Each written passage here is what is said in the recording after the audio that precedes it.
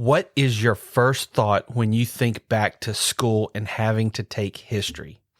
Did you enjoy learning about history of your country and the people back then? Or did you dread it and feel that history was nothing more than dates and dead people? Did you feel like it had no meaning or relevance to your life today?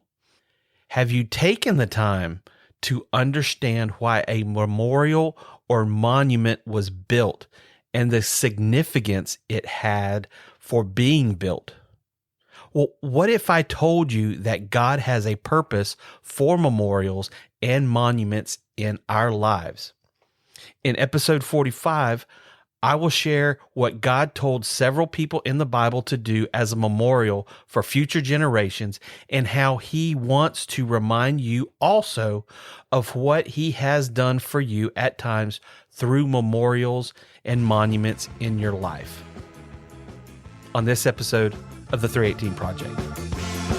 This is the 318 Project, a guide to equip men through godly principles and develop as husbands, fathers, and sons. And now, your host, Ryan Hare. Hello, I'm Ryan Hare, and thank you for joining me on this episode of the 318 Project. So, thinking back as a kid, I remember going to Washington, D.C. and seeing the different monuments honoring leaders or the memorials to remember those that gave their lives, such as the Vietnam or the Korean Memorial.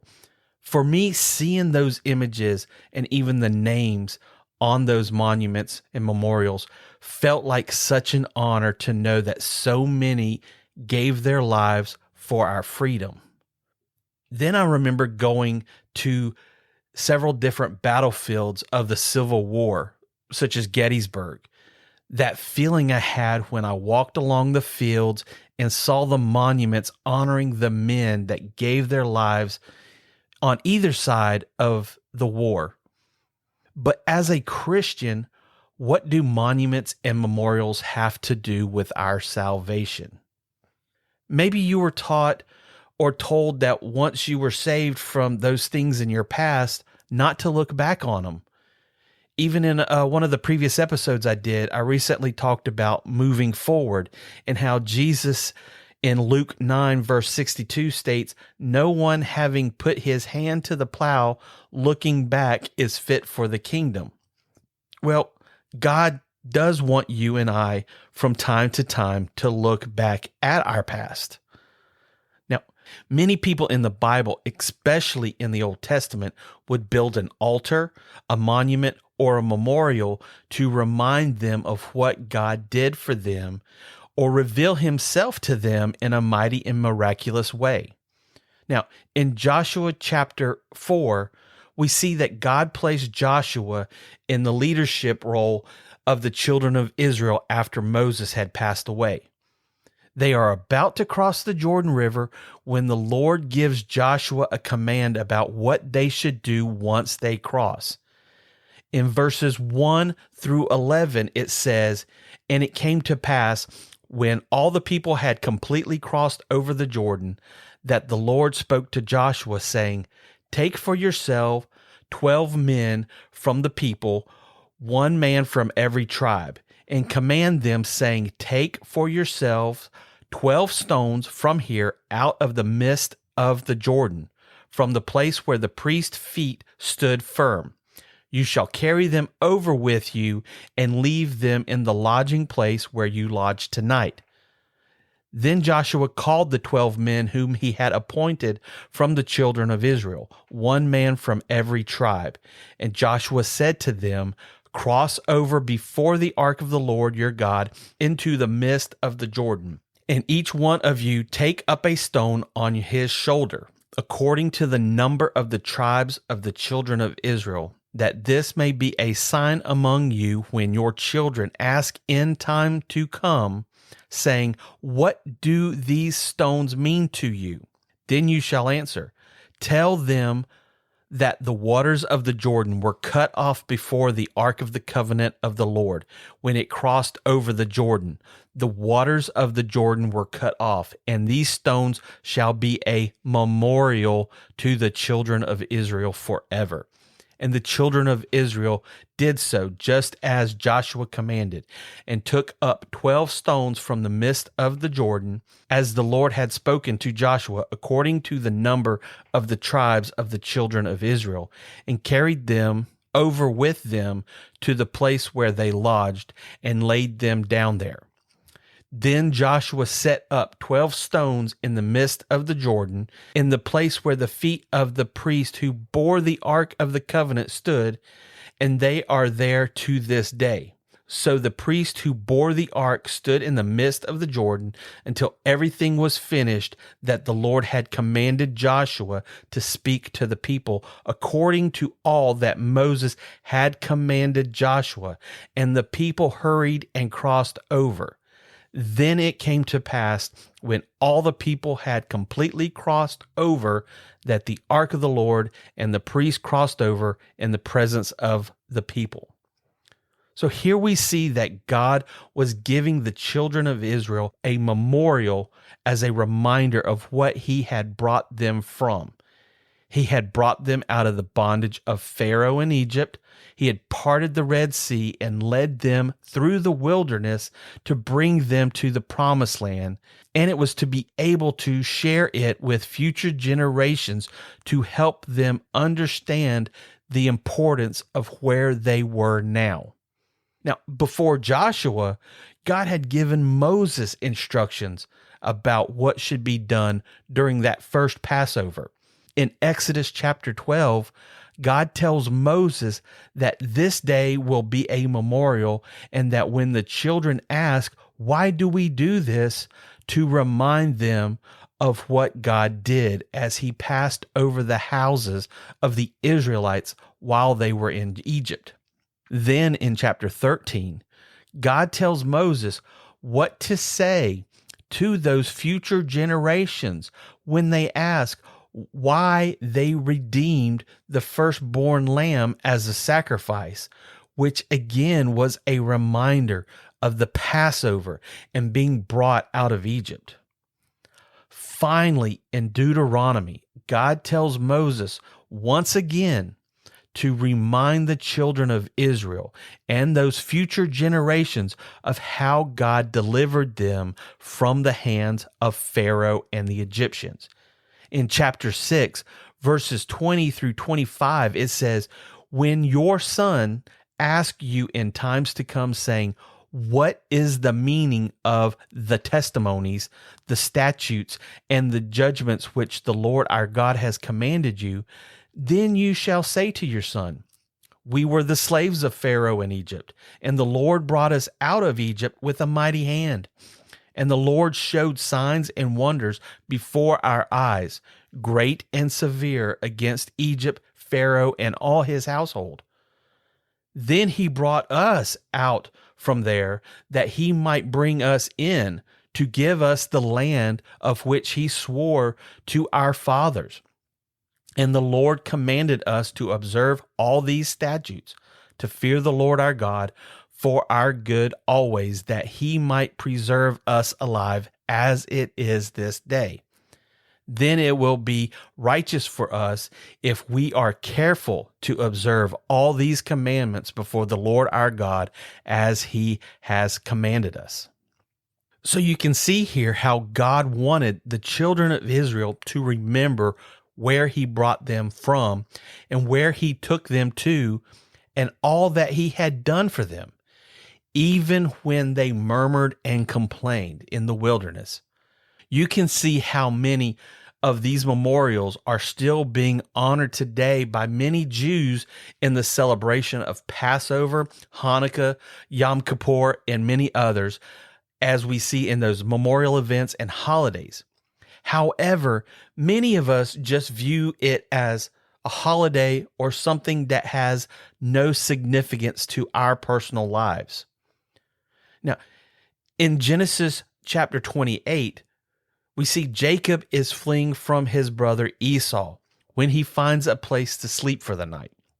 It says that he laid his head on a rock and during the night dreams of seeing a ladder to heaven and angels ascending and descending the ladder.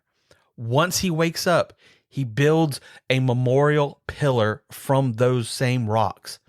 It says in verses 16 through 18, then Jacob rose early in the morning and took the stone that he had put at his head, set it up as a pillar, and poured oil on top of it. And he called the name of that place Bethel, but the name of the city had been Luz previously. Then Jacob made a vow, saying, if God will be with me and keep me in this way that I am going, and give me bread to eat and clothing to put on. Now we see later that this is where Bethlehem is, and that is called the house of God. Bethel means the house of God. Then in 1 Samuel chapter 7, verse 12, it tells of Samuel setting a large stone and calling it Ebenezer to remind the Israelites of the great difficulty they had with the Philistines, but that God had rescued them. This was a reminder of a critical turning point in their past, that God had helped them through it to this present time. Now, memorials can help you and me remember God's past victories in our past and help us to gain confidence and strength for the future. As you see, most of these memorials were just honoring what God had done for them in their past. And it was just giving them that strength. And most of it came, as it said, of a turning point in their past. Even the Pilgrims had a memorial that they did when celebrating surviving those first couple of harsh winters. They took 5 kernels of corn before they ate as a memorial. They held it in their hands and prayed as a reminder and a memorial to remind them of the times when it was difficult and the food supply was so low that they had to ration each person with only 5 kernels of corn each day. Once through those hard times and now having a bountiful crop and meat that they had hunted, they wanted to remind those future generations of the sacrifices they made coming to this country. And that is what God has for us. He wants us to remember at times where we have come from. That is where our testimony comes from.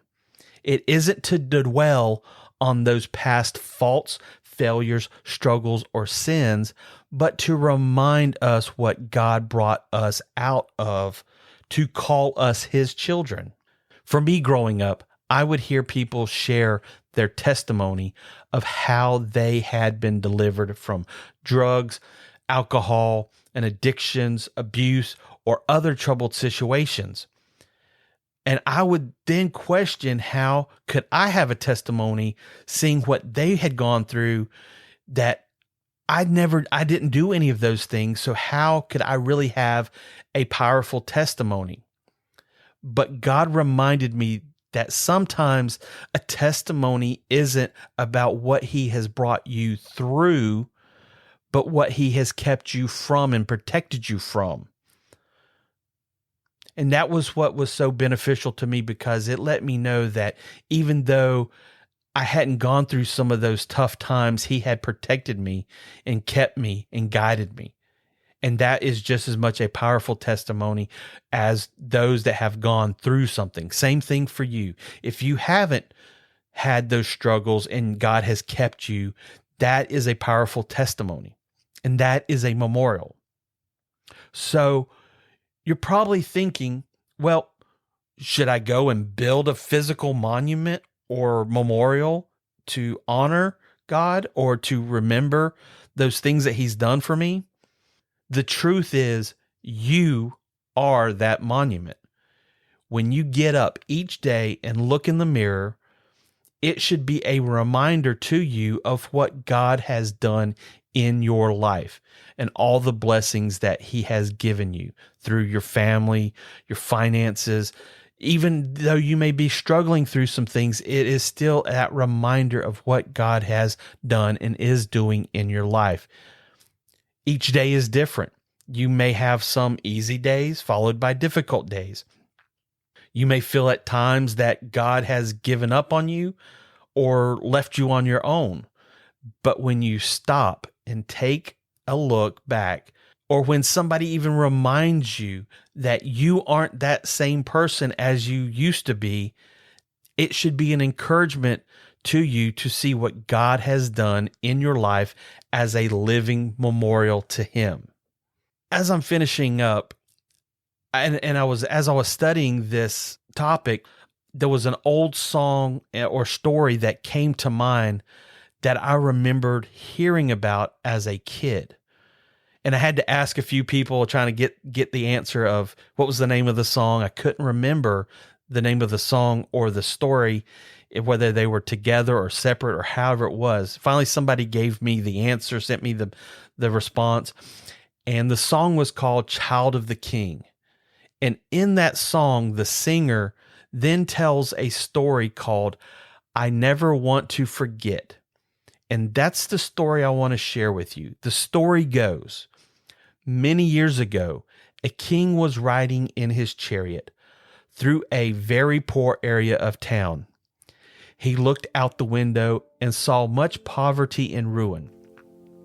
As he looked at a group of kids playing in the street, one young boy caught his eye.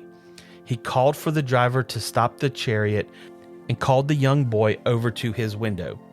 He asked the young boy about his parents, to which the young boy replied that he didn't have any parents.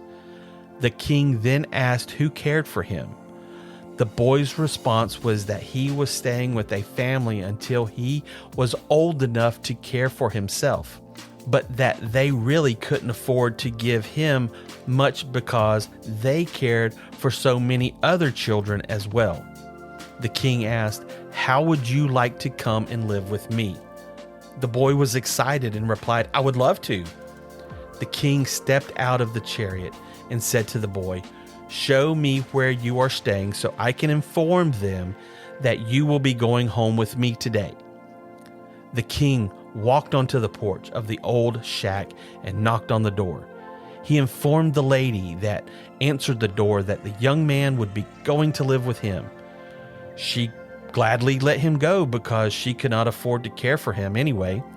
The king brought the young boy into his palace and told his cook to prepare the boy a nice meal and the servant to show him to his new room.